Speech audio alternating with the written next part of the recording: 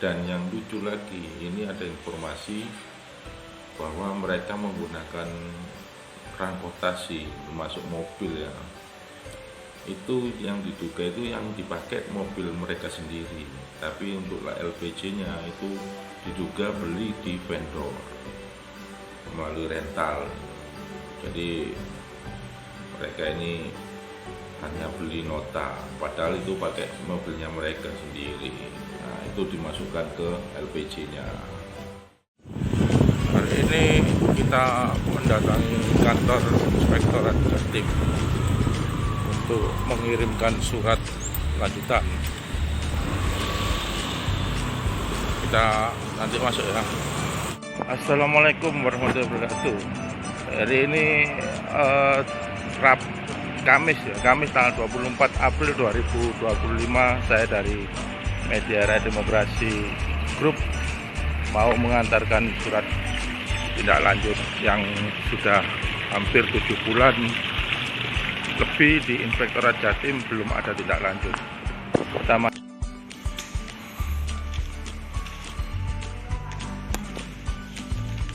yang minta stempel ya, Pak.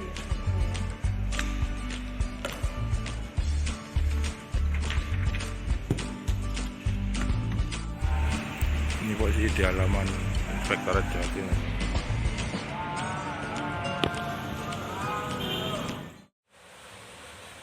Halo, assalamualaikum warahmatullahi wabarakatuh. Kembali lagi dengan saya Ahmad Garat. Salam sehat dulur-dulur.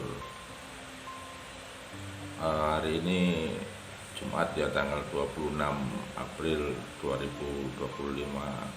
Saya mau mengupas lagi terkait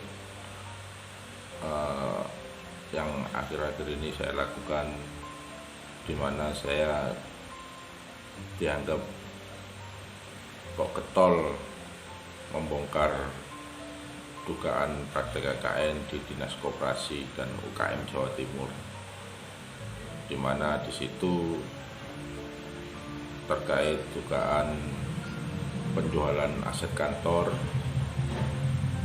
terus perjalanan dinas, dan juga OPOP Jawa Timur. Jadi mau saya jelaskan sedikit ya, kenapa kok sampai ke Inspektorat Jawa Timur.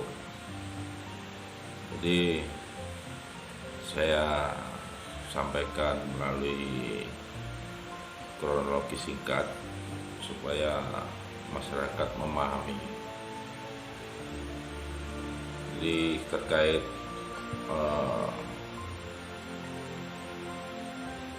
penjualan aset ya, dugaan penjualan aset kantor di Dinas Koperasi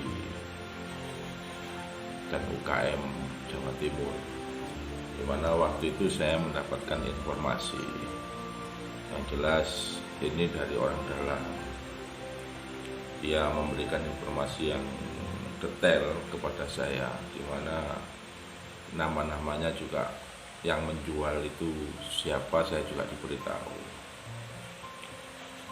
Nah, jadi aset kantor ini yang diduga dijual ini usianya itu kurang lebih 10 tahun lebih ya, 10 tahunan. Jadi yang mungkin itu barang-barang yang tidak dianggap enggak apa ya, kalau nggak salah itu barang yang sudah teropnam ya, ibaratnya itu udah yang dilaporkan, mungkin karena nggak ada yang audit sehingga dianggap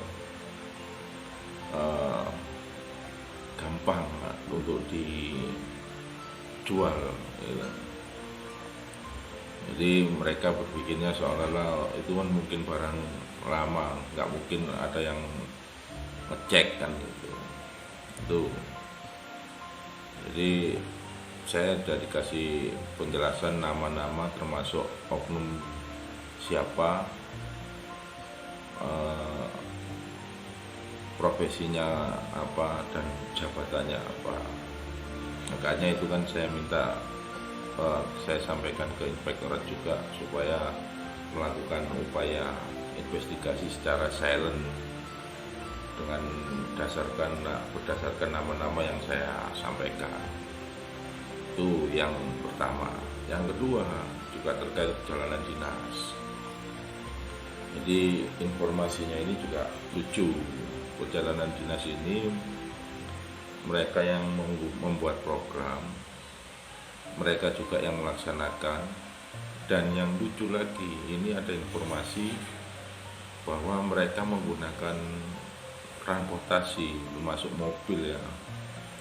Itu yang diduga itu yang dipakai mobil mereka sendiri, tapi untuk LPG-nya itu diduga beli di vendor melalui rental gitu. Jadi mereka ini hanya beli nota, padahal itu pakai mobilnya mereka sendiri. Nah, itu dimasukkan ke LPG-nya.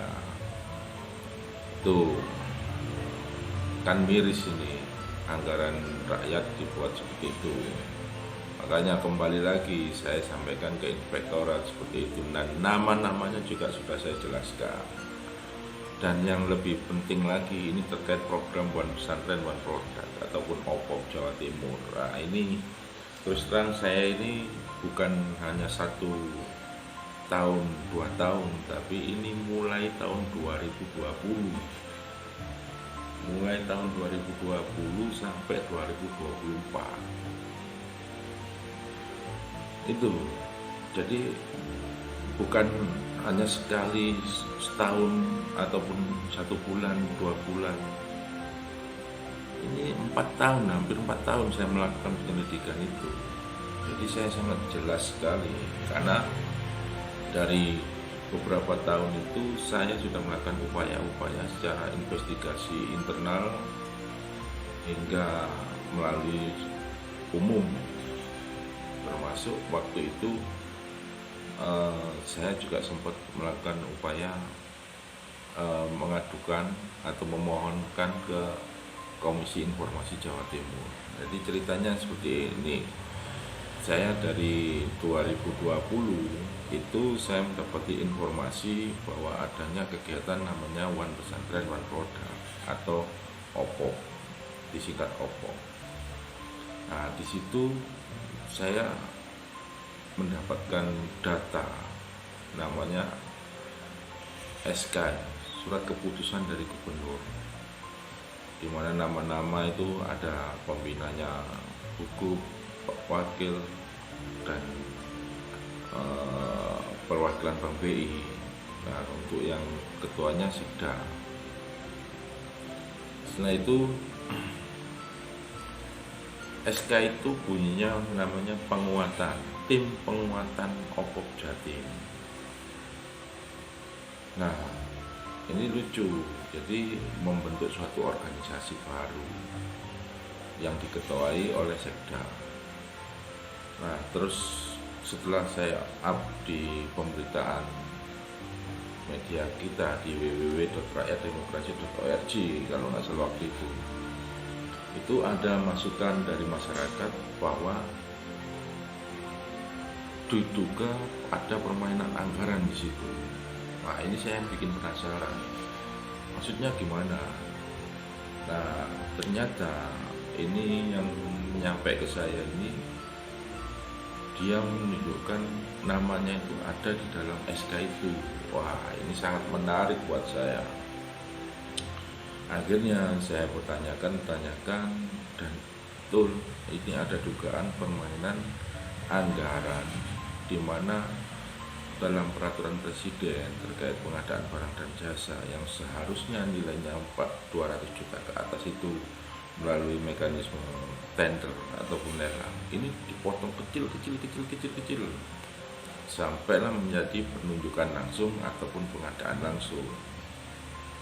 Nah, ini yang bikin saya semakin tertantang gitu. Nah, setelah itu kita konfirmasikan, ternyata tidak ada yang mau mengaku, dan belum ya, namanya seperti yang saya sampaikan kemarin, seperti orang Jawa kalau ngomong maling ngaku ya penjara kebek kan itu. Setelah itu kita konfirmasi ke Dinas Koperasi. Nah, di 2021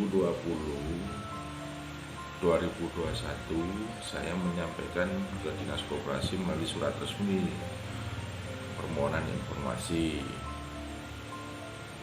sehingga dengan beberapa kali, bahkan 2 kali itu kami awalnya nggak dijawab sama sekali.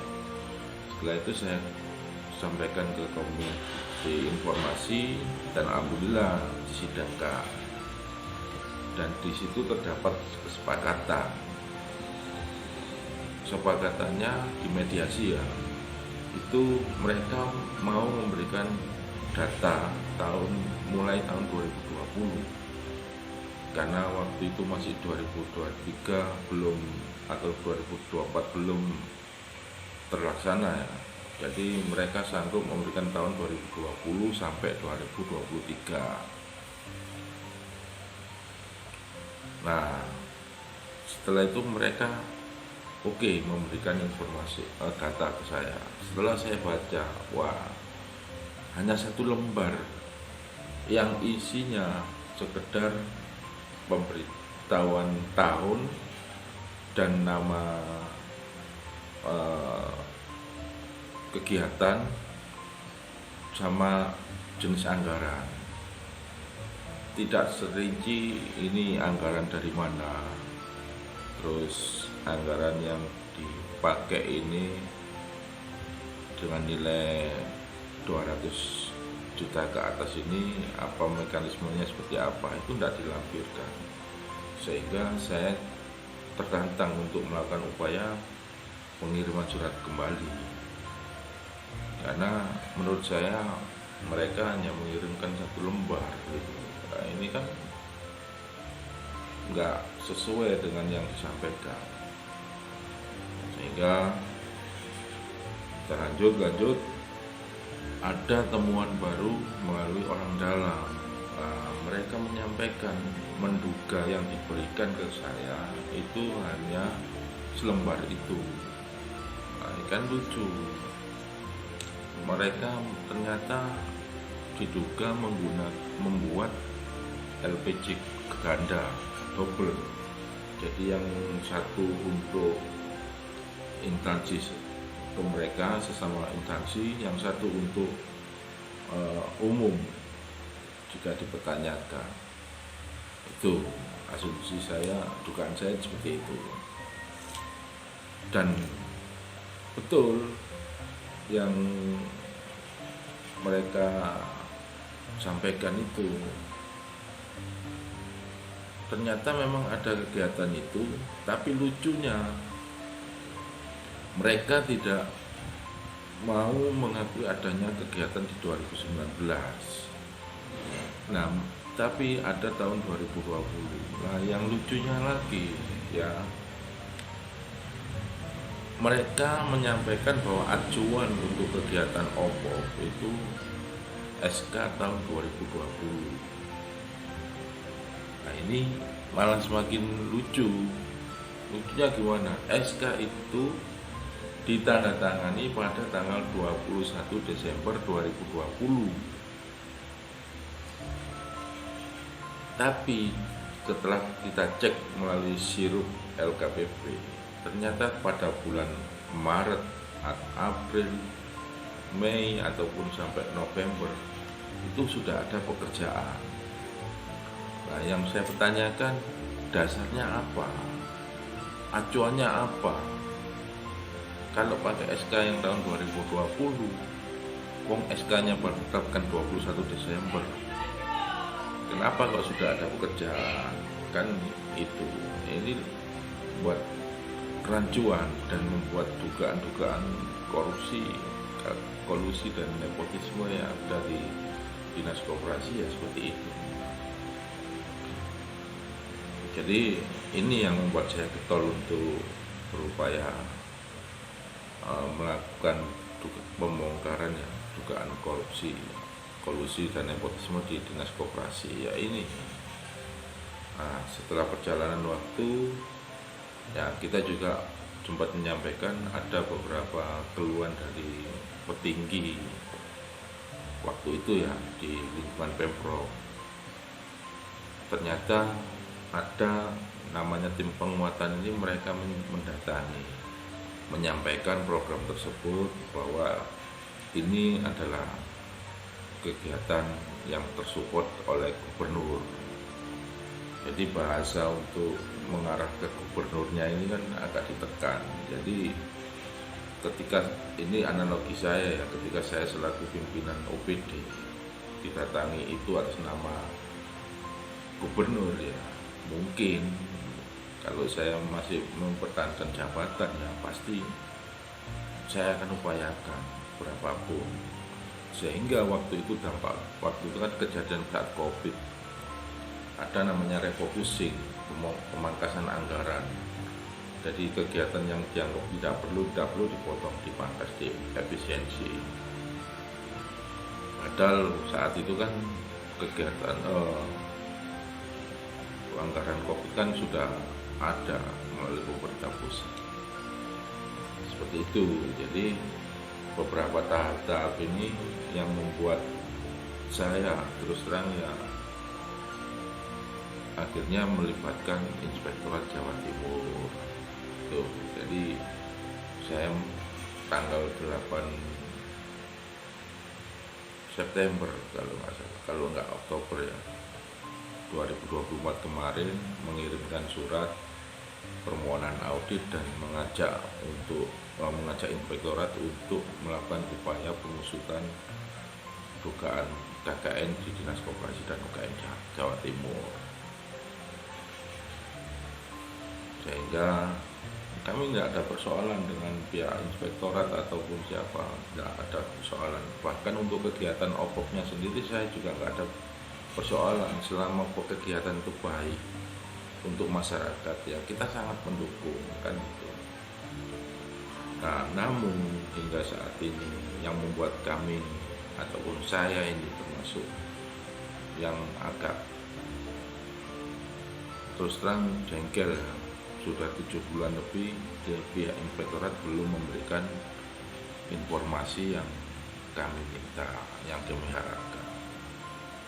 Itu jadi inilah yang membuat saya terus terang akan terus mengupayakan ataupun membongkar suatu persoalan, karena persoalan ini bukan hanya dari 1 bulan 2 bulan, tapi sudah beberapa tahun yang kemarin. Jadi itu kawan-kawan yang bisa saya sampaikan, ataupun masyarakat yang membaca ataupun yang telah mengikuti kegiatan kami. Mungkin kronologi singkat seperti itu yang bisa saya sampaikan. Mudah-mudahan ini bisa memberikan gambaran ataupun masukan buat instansi lain, khususnya inspektoratnya, untuk bisa segera melakukan upaya ataupun tindakan atas pengaduan kami. Oke, mungkin itu yang bisa saya sampaikan. Mudah-mudahan bermanfaat. Atas perhatian dan tanggapannya saya ucapkan terima kasih. Wassalamualaikum warahmatullahi wabarakatuh. Salam sehat selalu.